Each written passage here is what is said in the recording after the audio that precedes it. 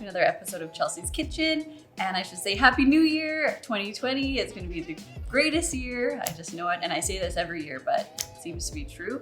So today's episode is going to be a little bit different. I'm out of my house and at my work. So this is where I work. I work at an office building downtown, Manask Isaac. Love it. Thank you so much for letting me use your kitchen today. Just thought we would try something new, just one episode, try something different. So I have no distractions here, which is so nice. Today we'll be doing one of my favorite dishes. It's vegetarian, not gluten-free, not vegan, but it's delicious. It's Spanakopita. And I used to work in a Greek restaurant long ago. When I was growing up, I spent a big chunk of my childhood in the Greek restaurant. So this is kind of paying homage to my early years and how much I love this dish.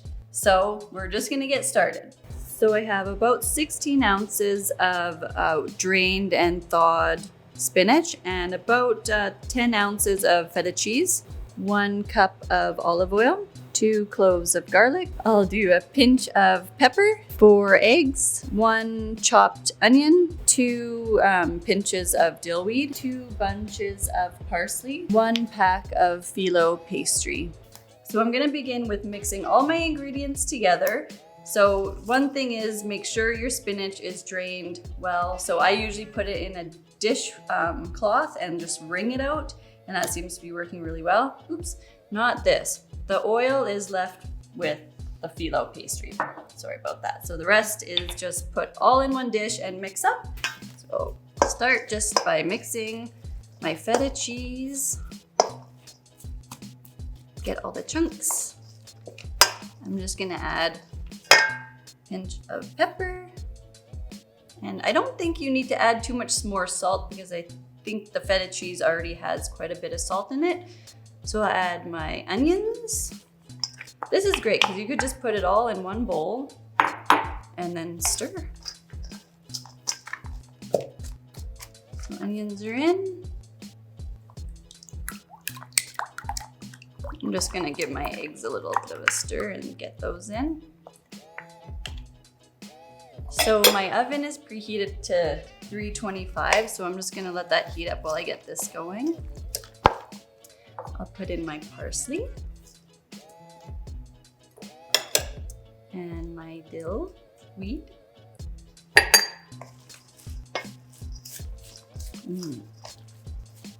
Yeah, this is a great vegetarian dish.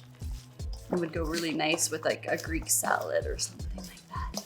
Greek salad is pretty good, easy to make. And for my garlic, I'm just gonna put it in, I don't even know what, a garlic press, I guess they're called.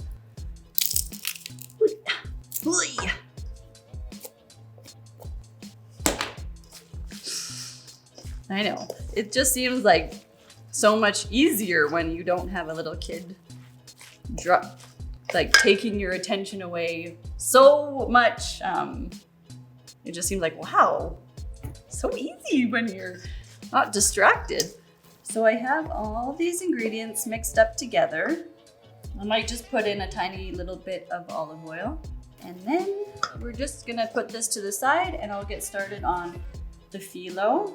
So the directions are usually on the box, but what you have to do is take it out of the freezer about 2 hours and let it thaw, which I did earlier.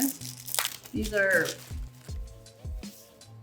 easy to work with, but not easy to work with because I find the filo pastry is very delicate.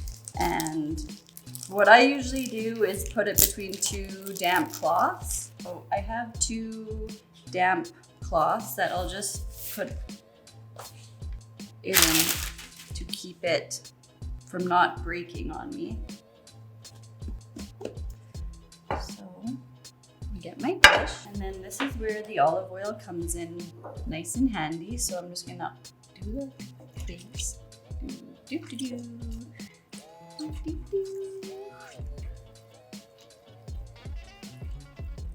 And I don't know if you guys have one of these at home, but they're good for this. I don't know what else you would use. Maybe your hands, I'm sure would be fine too. So This is the hardest part of the whole thing. You just grab one or two at a time. Oh, I might just cut. That's good. So I'm just cutting my filo in half because my bowl is a little bit small. And so after each layer, you just dance around with the paintbrush on your dish. And then you just keep going. Just like paper. Just cutting it as I go. And it's kind of a good idea just to put the wet cloth back on so it doesn't dry out.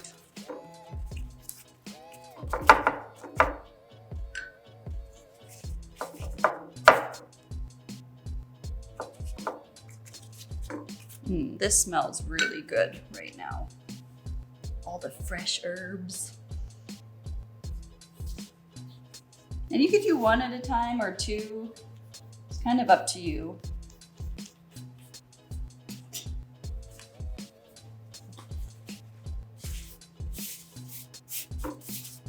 And I've made this before, something similar to this, but I've used butter instead of oil, and that is good too. Can't go wrong with butter.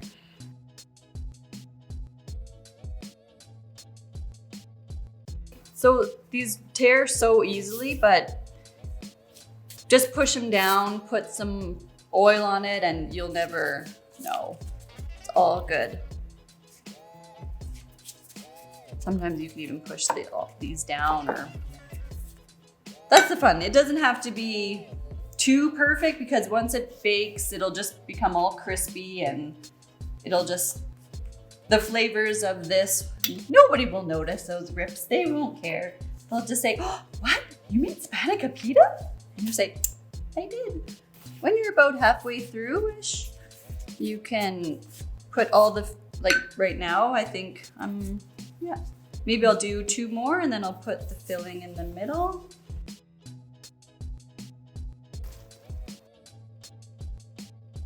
And then you just keep going.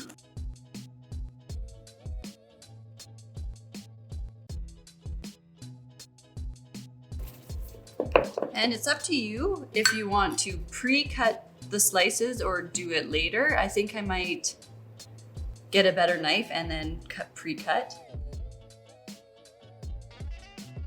So I have it pre-cut. I'm just gonna stick it in the oven at 325 for 1 hour, and it'll be all nice and golden brown.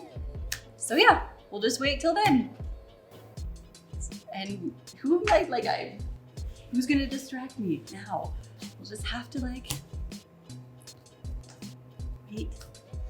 Like the Greek restaurant I worked at was in Surrey and it was called Anastasia's, and it was such a busy place when I was working there, and I met some really good friends, and I remember I started on the phones and I would just stand in one place and just do pickup and delivery, being the Anastasia's, all that. And then I moved up to the busing world, and that was like a step up. And then I moved up into the serving world, and that was a whole new thing.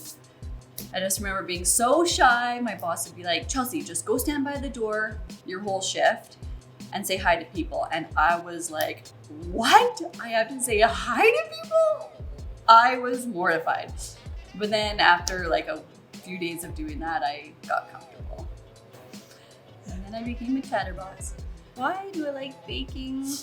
I don't know. I think it's because I've worked in restaurants so much, and I just like how food brings people together, whether it's baking or just regular dinner food. I'm not the best at that. I think I'm better at baking, but I think just how food brings people together. I think lots of people that enjoy baking and cooking, that's kind of a common reason, because it brings people together, it tastes good, and it's nice seeing people eat what you made and enjoy it, hopefully. If they don't, hopefully they lie about it. Okay, so it's been in for an hour, and I'm gonna just bring it out, and I already have it pre-cut, so I just have to cut a little bit more, and we'll let it cool down.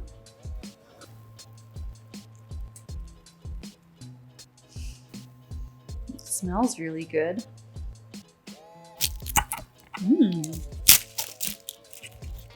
So it turned out great. So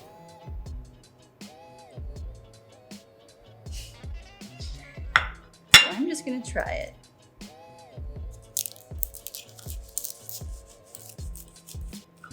Ooh, look at all those layers.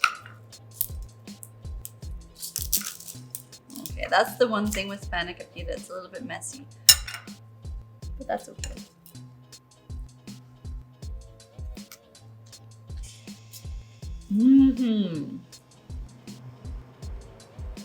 Very crispy. I think it's, let me just get one with the whole thing. You can really taste the parsley. So you want to get a bite with the crust.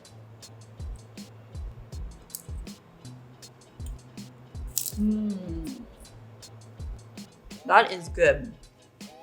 And I like how simple it is. It's all in one bowl and then you just do the layers. But yeah, all the layers are so nicely cooked and crunchy, and it's kind of all falling apart, but the filling is really good.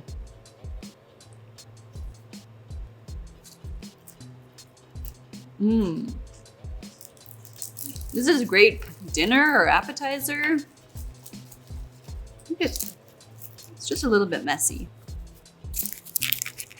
Might be easier if you cut the pieces a little bit smaller. You can really taste the parsley, so maybe next time I would do a bit less parsley and more cheese maybe. But other than that, I think it's great.